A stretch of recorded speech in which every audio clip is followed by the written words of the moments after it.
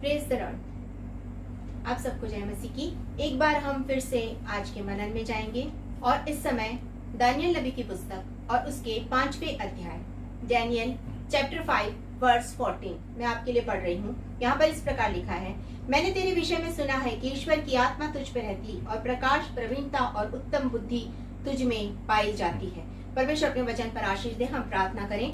पिता परमेश्वर, हम आपका धन्यवाद करते एक बार फिर से आपके चरणों के निकट आते हैं। दयालु पिता परमेश्वर, आज जो वचन पढ़े हैं उस पर अपने आशीष का हाथ रखिए। जितने सुनने वाले हैं हर एक जन इन वचनों के द्वारा आशीषित हो सके। इस प्रार्थना को उद्धारकर्ता प्यारे यीशु मसीह के नाम से मांगते हैं, आमीन। तो हम दानियल के विषय में जानते हैं, हम सब कुछ जानते हैं। क्यों? क्योंकि हम बचपन से दानियल के विषय में सुनते आ रहे कि दानियल को बंधुआई में लाया गया था और वो दास बनकर आया था।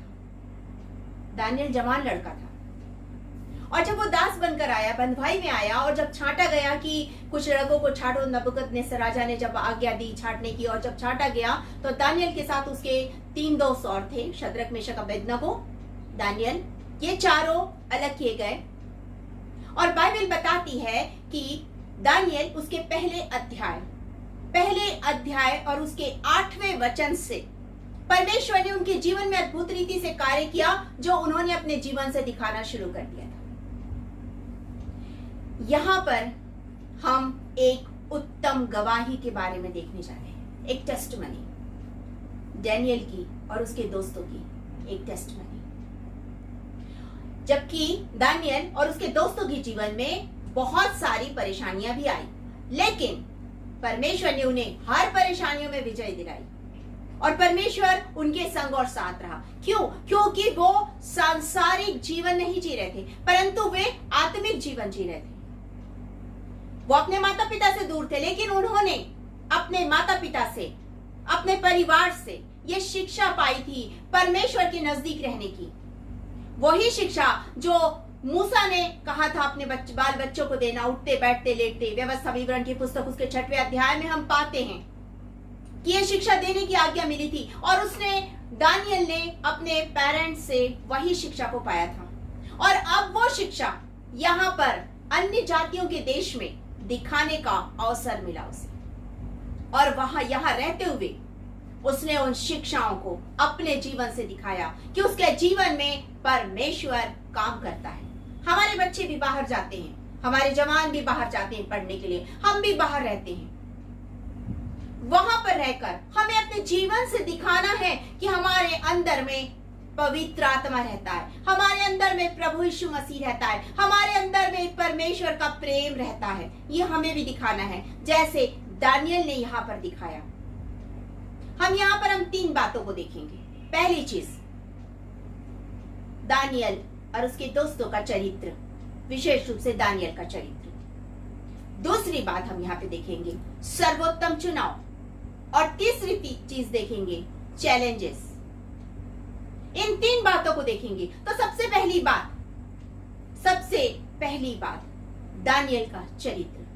जब हम दानियल उसके पहले अध्याय और उसके 8वें वचन को पढ़ते हैं तो हम पाते हैं कि दानियल कहता है, अपने मन में ठान लेता है, कहता ही नहीं, ठान लेता है, पक्का दृढ़ निश्चय कि वो राजा की भोज को, तरह तरह का इतना टेस्टी और इतना अच्छा खाना सामने परोसा जाने वाला है, राजा के उस भोज को खाकर और दाख मधु पीकर अपने आप को अपवित्र नहीं करेगा। वचन हमसे कहता है जब आप पहला पतरस और उसके पहले अध्याय को पढ़ेंगे और उसके 16 वचन 17 वचन को पढ़ेंगे तो हम पाएंगे कि परमेश्वर कहता है पवित्र बनो, क्योंकि तुम्हारा बुलाने वाला परमेश्वर पवित्र है। हमें पवित्र बनना है। यहाँ पर दानियल ने इन्हीं बातों को सीखा था। पुराने नियम काल से इन्हीं बातों को सीखा। पुराने नियम में परमेश्वर ने बार बार कहा, जैसा मैं पवित्र हूं वैसे पवित्र बनो, बार बार इस बात को कहा। और दानियल ने यहाँ पर उस बात को पूरा किया। उसने ठान लिया कि वो अपने आप को पवित्र नहीं होने देगा इन सांसारिक चीजों को खाकर और इन सांसारिक चीजों का सेवन करके। कहने का मतलब ये है कि वो मूर्तियों पे चढ़े हुए उस भोजन को नहीं लेना चाहता था जिसके द्वारा वो अपवित्र हो जाए। उसने मना कर दिया और परमेश्वर उसके साथ था, इसीलिए वो खोजों के प्रधान ने उसकी बात को माना। पहले वो टालमटोल किया, लेकिन उसकी बात को माना और वचन कहता है जब उसने ये दृढ़ निश्चय लिया कि मैं अपने आप को अपवित्र नहीं करूंगा, उसके दोस्तों ने निर्णय लिया कि हम अपने आप को अपवित्र नहीं करेंगे, तब परमेश्वर की आशीष उनके जीवन में आई। दानियल उसके पहले अध्याय और उसके जब आप 17-18 वचन को पढ़ेंगे तो आप पाएंगे कि दानियल और उसके दोस्तों ने परमेश्वर से ज्ञान पाया, परमेश्वर से बुद्धि पाई। और दानियल के बारे में लिखा है कि उसे दर्शन और स्वप्न का अर्थ बताने की उसको क्षमता प्राप्त हो गई थी, वो ज्ञानी हो गया था उसमें। ये वो आशीष है। जब हम अपने आप को अपवित्र नहीं करते हैं, परमेश्वर हमें पवित्र आत्मा का मंदिर बना देता है और इसमें स्वयं वास करने लगता है। ये दानियल ने, ये उसका चरित्र है, उसने अपने आप को अपवित्र होने से बचाया। दूसरी बात हम देखेंगे, उसका चुनाव सर्वोत्तम था। उसने सर्वोत्तम चुना। उसने कहा मुझे सांसारिक चीजें नहीं चाहिए, मुझे सांसारिकता नहीं चाहिए, मुझे आत्मिकता चाहिए, मुझे परमेश्वर चाहिए, क्योंकि परमेश्वर पवित्र है और यदि आप उसे पाना चाहते हैं तो आपको भी पवित्र होना पड़ेगा। और परमेश्वर पवित्र आपको तब करेगा जब आप अपने पापों से पश्चाताप करेंगे और कहेंगे प्रभु मेरे पापों को, मेरे अधर्मों को क्षमा कर, मुझे पवित्र कर। तो वो यीशु मसीह के लहू से धो करके आपको पवित्र करेगा, आपको शुद्ध करेगा और अपने लिए इस्तेमाल में लाएगा, भवन का उपयोगी पात्र बना लेगा वो। तो उसका चुनाव सर्वोत्तम था, उसने सही चुनाव किया, उसने अपने आप को अपवित्र नहीं होने दिया। इसीलिए तो परमेश्वर की आशीष उसके जीवन में आई, उसके जीवन में वो परमेश्वर की आशीष आई, क्योंकि उसने अपवित्रता से स्वयं को बचाया। उसके मित्रों ने अपवित्रता से स्वयं को बचाया और परमेश्वर की उस आशीष को पाया। और यही आशीष तो यहाँ हम देखते हैं 5वें अध्याय के 14 वचन में कि प्रकाश, प्रवीणता और उत्तम बुद्धि, ये आशीष उनको मिली थी, ये आशीष उनको मिली थी। और जब हम 6वें अध्याय को देखते हैं उसके 3 वचन में, दानियल नबी की पुस्तक उसके 6वें अध्याय, और जब हम उसके 3 वचन को देखते हैं तो हम पाते हैं यहाँ पर लिखा है दानियल में उत्तम आत्मा रहती है, तब उसको उन अध्यक्षों और अधिपतियों से अधिक प्रतिष्ठा मिली। उत्तम आत्मा रहती है दानियल के अंदर, उत्तम आत्मा रहती है। उसने जो चुनाव किया, उसने कहा वो आत्मा से संचालित जीवन का चुनाव करा। उसने परमेश्वर को पहला स्थान दिया, उसने सांसारिक बातों को पहला स्थान नहीं दिया, उसने अपने परिवार किसी चीज को पहला स्थान नहीं दिया, उसने सिर्फ एक ही चीज को पहला स्थान दिया और वो है परमेश्वर। उसने अपने जीवन में, आज जब हम अपने जीवन में पहला स्थान परमेश्वर को देते हैं, वचन हमसे कहता है वो हमारे जीवन को अपनी आशीषों से भर देता है, वो हमारी जरूरतों को पूरा करने वाला परमेश्वर है। यशायाह नबी की पुस्तक और उसके 43 अध्याय और उसके जब आप पहले वचन से 3 वचन तक पढ़ेंगे तो आप पाएंगे उसने हमारे संग रहता है। वो हम पानी से जाए, हम आग से जाए, वो हर पर हमारे संग रहता है। और 4थे वचन में लिखा है उसने हमें अनमोल और प्रतिष्ठित ठहराया है। क्यों? क्योंकि हम उसको सर्वोत्तम परमेश्वर कहते हैं, हम उसको अपने जीवन में प्रथम स्थान देते हैं। वो हमें प्रतिष्ठित कर देता है, वो हमें प्रतिष्ठित कर देता है क्योंकि हम अनमोल है। वो हमारे लिए वो अपने बेटे को तक दे दिया, उसने हमसे इतना प्यार किया, हम उसके लिए इतने अनमोल हैं। तो यहाँ पर उसने सर्वोत्तम चुनाव किया, उसने समझौता नहीं किया इस संसार से, इस संसार की बातों से उसने कोई समझौता नहीं किया, परंतु उसने आत्मिक जीवन को चुना, उसने पवित्रता का जीवन चुना, वो परमेश्वर की नजदीकी में रहने वाला जीवन चुना। और यह आशीष उसके जीवन में आई, यह आशीष सबके जीवन में आई और वो गवाही का कारण बन गया। वो हमेशा गवाही का कारण बना रहा। लोग उसके जीवन में देख रहे थे परमेश्वर को, लोग उसके जीवन में देख रहे थे पवित्र आत्मा को। और तीसरी और आखिरी बात, चैलेंजेस। उनके जीवन में बहुत सारे चैलेंजेस आए, उनके जीवन में बहुत सारे चैलेंजेस आए। जब उन्होंने प्रभु यीशु मसीह को, जब हम प्रभु यीशु मसीह को ग्रहण कर लेते हैं, हमारे जीवन में भी बहुत सारे चैलेंज आते हैं, बहुत सारी परेशानियों का हम भी सामना करते हैं। लेकिन उस समय परमेश्वर हमारे साथ रहता है क्योंकि उसने हमसे कहा है, वो हमारा चरवाहा है, वो हमें सर्वदा हमारे साथ रहने वाला परमेश्वर है। हर एक चैलेंजेस में परमेश्वर साथ में था। और ये उदाहरण है, ये दानियल के दोस्तों के जीवन में हम पाते हैं इस उदाहरण को। जब उन्हें आग के भट्टे में डाला गया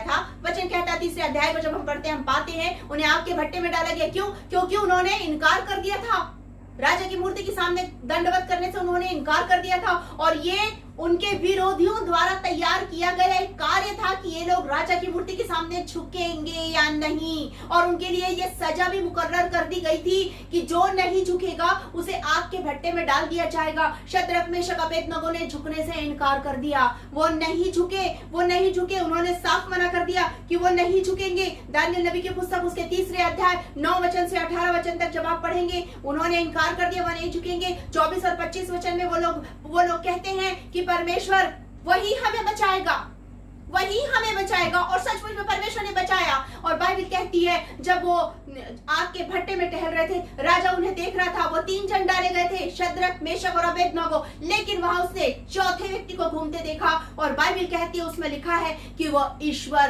पुत्र के समान था, यानी हमारा प्रभु यीशु मसीह, वो वहां टहल रहा था। आप याद रखिए, आप यदि आग के भट्टे में होकर जाएंगे, वो आपके संग है, वो आपको जलने भी नहीं देगा। और बाइबल कहती है जब वो उनको आग के भट्टे से निकाला गया, ना उनके मोजे तक नहीं जले थे, ना सिर के बाल जले थे, लेकिन भट्टे धक्काने वाले लोग जैसे ही खोला गया, निकाला गया, वो झुलस गए, वो जल गए। ये है एक टेस्टमनी शद्रक मेशक अबेदनगो के जीवन के द्वारा हम देखते हैं, दानियेल के जीवन के द्वारा भी देखते हैं। जब उसको सिंहों की मांद में डाला गया, राजा का मन नहीं था, लेकिन फिर भी उसे डाला गया सिंहों की मांद में, और जब उसे सिंहों की मांद में डाला गया, बाइबल कहती है सिंहों के मुंह को परमेश्वर ने बंद कर दिया था। आपका कितना ही कोई विरोध करे, आपके विरोधियों के मुंह को परमेश्वर बंद करेगा। आपको चिंता करने की जरूरत नहीं है, आप सिर्फ परमेश्वर के कामों को करते जाइए। विरोध करने वाले आपका विरोध करेंगे, इससे कोई फर्क नहीं पड़ता है। उसने कोई समझौता नहीं किया, दानियेल ने कोई समझौता नहीं किया, उसके मित्रों ने कोई समझौता नहीं किया, इसलिए उनका जीवन गवाही का जीवन बन गया, गवाही का जीवन बन गया। जैसे हम यहाँ पर पाते हैं कि उसके अंदर में उत्तम आत्मा रहती है, उसने कोई समझौता नहीं किया, उसने नहीं कहा उसे सांसारिक चीजें नहीं चाहिए, उसे कोई सांसारिक चीजों का नहीं था, उसने सिर्फ आत्मिक जीवन को चुना, आत्मिक चीजों को चुना। रोमियो की पुस्तक, रोमियो की पत्री और उसके 12 अध्याय को जब आप पढ़ेंगे, 12 अध्याय के 2-3 वचन को, तो वचन कहता है, 3 वचन में विशेष रूप से लिखा हुआ है, इस संसार के सदृश ना बनो, परंतु क्या होना है, तुम्हारा चाल चलन नया होता जाए, परमेश्वर को भावता हुआ पवित्र बलिदान चढ़ाओ, तुम्हारा चाल चलन बदलता जाए। जब हम यीशु मसीह को ग्रहण कर लिए, हमारा जीवन गवाही का जीवन होना चाहिए, क्योंकि उसने कहा है पृथ्वी के छोर तक तुम मेरे गवाह हो। क्या मेरा जीवन गवाही का है? क्या आपका जीवन गवाही का है? यदि नहीं है तो आज हमें गवाही का जीवन बनना है, क्योंकि आज जो संसार में हाहाकार मचा हुआ है, दुख और तकलीफों में लोग पड़े हुए हैं, ऐसे समय में जब हम अपने जीवन से प्रभु यीशु मसीह को दिखाएंगे, वो लोग तड़प रहे हैं, वो यहाँ वहाँ जीवन के लिए ताक रहे हैं। जब उन्हें पता चलेगा कि जीवन तो ये प्रभु यीशु मसीह के द्वारा हमें मिलेगा, तो वो हमारे पास आएंगे कि बहन हमारे लिए प्रार्थना करो, भाई हमारे लिए प्रार्थना करो। आज बहुत सारे प्रेयर रिक्वेस्ट आते हैं, क्यों? क्योंकि हमारा जीवन जब गवाही का जीवन बन जाता है, लोग हमारे पास आते हैं, प्रार्थना कर दीजिए बहन, प्रार्थना कर दीजिए भाई बोलने के लिए, क्योंकि उन्हें पता है इनके पास जीवित परमेश्वर है।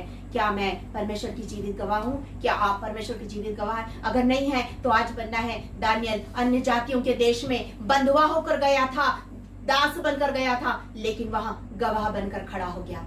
क्या मैं और आप गवाह है? अन्य जातियों के देश में रहते हैं, हमें भी परमेश्वर के प्रति गवाह बनना है। आंखें बंद करेंगे और प्रार्थना करेंगे। पिता परमेश्वर, हम आपका धन्यवाद देते हैं, आपने हमें अन्य जातियों के देश में रखा है। आज हम प्रार्थना करते हैं, पिता आप हमें पवित्र कीजिए, शुद्ध कीजिए, हमारे हृदय को पवित्र आत्मा का मंदिर बना दीजिए, कि लोग यहाँ आकर आपसे प्रार्थना निवेदन कर सके। आज के वचन के लिए धन्यवाद देते, जितने लोग सुन रहे हैं हर एक जन इस वचन के द्वारा आशीष पाए। धन्यवाद के साथ ही प्रार्थना उद्धारकर्ता प्यारे यीशु मसीह के नाम से मांगते हैं, आमीन।